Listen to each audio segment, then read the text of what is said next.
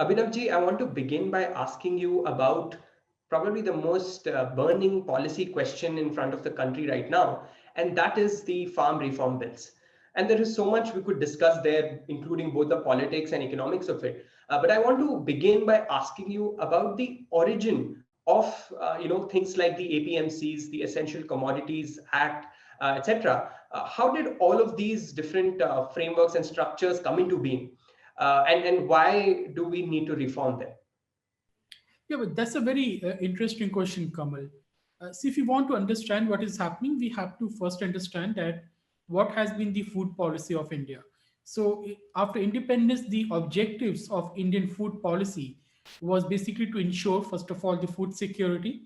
Because remember, after 200 years of the British rule, India's food security was completely destroyed. One way to look at the British rule or the colonial rule is that there were 200 years of famine and hunger and mass starvation. So our first priority was to build food security so that we have enough food grains available in India that we do not have famines. Second was to ensure that the farmers get enough income from their farming activities because that was the core of the India's economy at that time, and we really wanted our farmers to have high income because so they can drive up the Indian economic growth rate. And the third was that people or the masses get access to the food grains at a cheaper rate.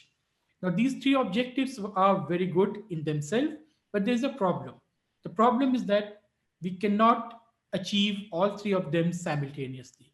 Think of it in this way: if we are increasing the higher food grains production, if the supply is increasing in the economy, the prices is definitely going to fall. When the prices of the food grains is falling, then the incomes of the farmers will get affected. They will also decline.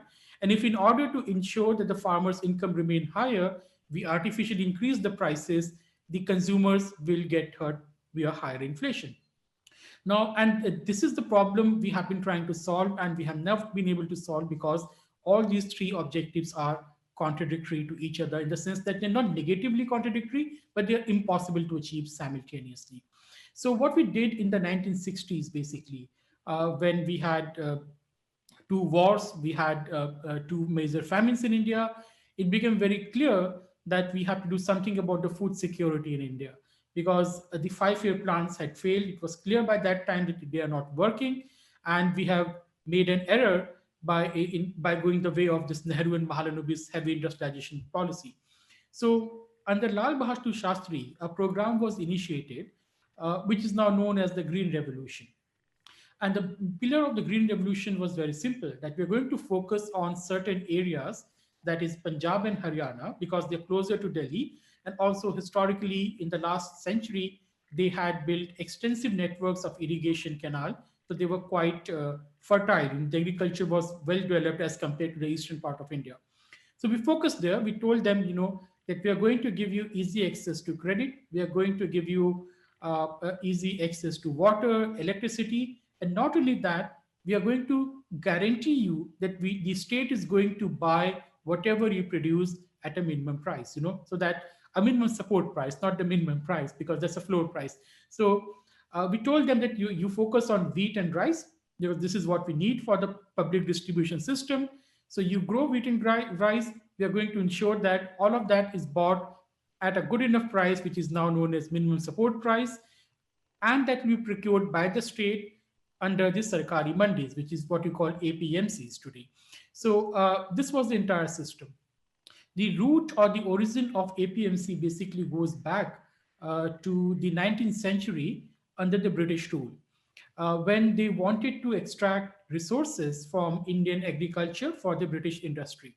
So they set up these uh, government or the Sarkari marketing committees in the central India, in the region of Berar, and the cotton farmers were forced to sell all their cottons into these mandis to the government appointed agents. So that is the origin. But of course, the APMC system we have today is different from what it was then. But that is the origin. That this is what lies. You want to channelize the resources from the agriculture for a specific purpose.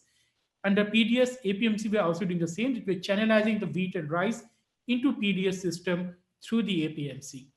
The origin of price control is much more sinister. So we all know Alauddin Khilji. And Alauddin Khilji basically instituted the policy of price control over the food grains because he wanted to make sure that the Turkish settlers in India, so by that time, Turkish invasion had happened in India, and you had these garrison towns being established throughout the northern India because the Delhi Sultanate or the Sultanate period was simply the military occupation of the northern India. So he wanted to make sure that the urban population, because Hindus, most of the Hindus were displaced, old towns were destroyed, new garrison towns were being established, and they get access to cheap grain because the nature of the Delhi Sultanate was it was a Turkish state, right? That it was a racist state. So they wanted to make sure that the food grain and the other daily commodities are available to the urban population and the army at a cheap price. So he instituted this very brutal price control, which basically destroyed the peasantry, which was mostly Hindu. And that there was also a political motive that you destroy the native population so that they cannot rebel and they cannot pose resistance to you. And since then, this kind of price control in one form or the other has continued. So Alauddin Khilji was an extreme case, right? But this price control did continue, this idea did continue. And but the root of the modern price control, which is what you call the Essential Commodities Act, goes to the World War. So in the World War II, basically there was a shortage of food grain and also of the other essential commodities. So British government came up with this law that we have to regulate the prices of these commodities, and so that the evil Hindu businessman do not hoard the food grains or so. So and even after independence, we continued with that because remember after independence also our condition was really bad in the terms of food security. There's huge scarcity. India has come out of a bloody partition. We had lost a major portion of our fertile agricultural land to Pakistan, which is the western Punjab. So we did not want to take any chances, so we had that price control. But the problem is that both the APMC and the Essential Commodities Act, they have their origin in something negative.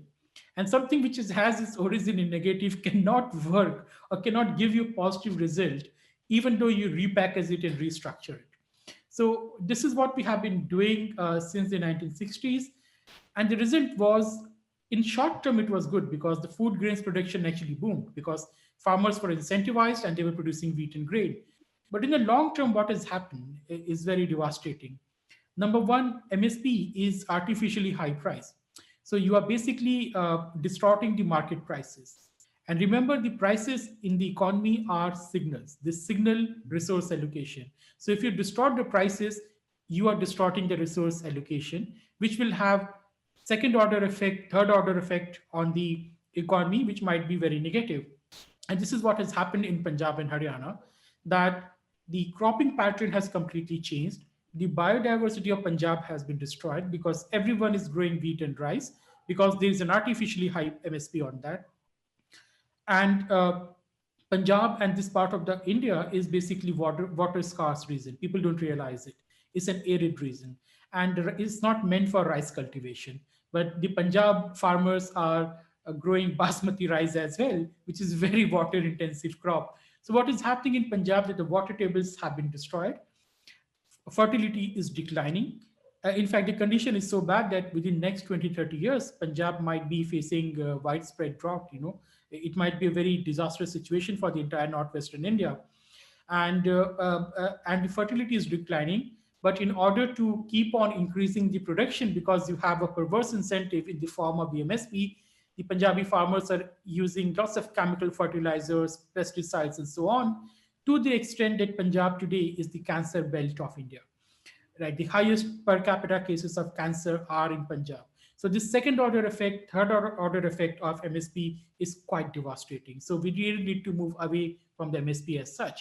APMCs, what have the APMCs done? So when they were brought in, they were brought in to ensure that there's a more systematic procurement of the food grains from the Punjab and the Haryana farmers to feed the PDS system, public distribution system, so that we can distribute cheap food grains to our poorer population in the rest of the country. But over the time, the rich farmers, because Green Revolution basically changed the farming community itself. You have the rise of the capitalist farmers. Capitalist farmers are the one who owns the means of production, who are employing wage labor as opposed to the traditional labor, and who are basically working for the profit motive. Some of these farmers became very rich, right? And given the social dynamics on the ground, they came to dominate these APMCs. So APMCs became state-sponsored monopoly of certain private capitalist farmers. And what we don't understand is that there's a big, they are also the politicians on the countryside, they're also the businessmen, and they're also the large farmers. And there's something else which people don't understand, the interlinkages in the agrarian relations. So what will happen that these big farmers are also jamindars, they're also traders, and they're also money lenders.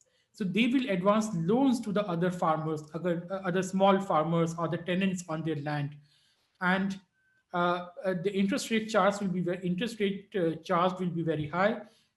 And in return, those farmers will have to come to the APMC, sell the food crops to these farmers alone.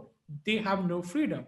So this was kind of a same system of usury coming back in the system, ironically sponsored by the state sponsored monopoly. So now when the government is trying to move away from it, in the sense they're not abolishing APMCs or the MSP, they're simply saying, well, we allow the farmers to go anywhere, and we also allow the private sector to come and buy from them directly. No need to come to the APMC. If they want to buy it from their farms itself, good enough. And these vested interests who have been benefiting from this system so far, and who also control the unions because they control the local politics, so they are up in arms against this thing. And that is why you see they're not willing to debate the farm laws. They're not going to go clause by clause. They're not interested even in the Supreme Court appointed committee. They just want a repeal of the law because it has nothing to do with the provisions of the laws themselves, which are in fact very good. It has to do with the wider political economy, as they feel threatened that their social and economic and political position might decline in the coming years. Thank you so much, Abhinavji. I think that was a very comprehensive account, both how these things evolved and also where we stand today. Please remember to subscribe to us and switch on the notifications for this channel. For our other social media links, more content, and to support our work, please visit citti.net. Dhanyavad. Namaskar.